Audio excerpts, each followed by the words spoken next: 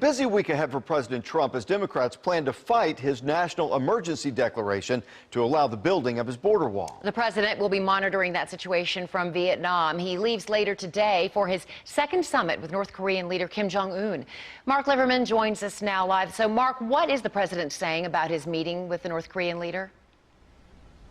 Well, before his departure, President Trump told a group of governors that he's developed a, quote, very good relationship with Kim Jong Un. The two met in Singapore last June. Since then, progress toward denuclearization has been slow, but yesterday, President Trump signaled he's flexible about the timeline.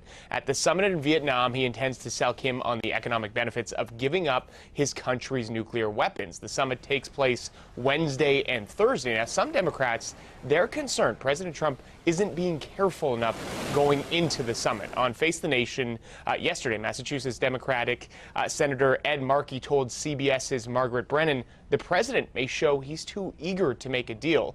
Secretary of State Mike Pompeo has already said a third meeting may be necessary if this one isn't able to accomplish all of the president's goals. Russ and Karen? Yeah, so let's talk a little bit about what the Democrats plan to do tomorrow when it comes to the president's national emergency declaration.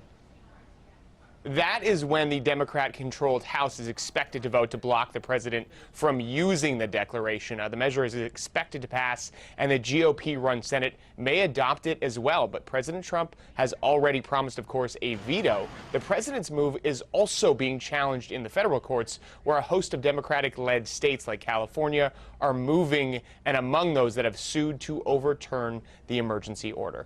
Russ and Karen? All right, Mark Liverman live for us this morning. We'll be watching that one as the week progresses. Thank you so much.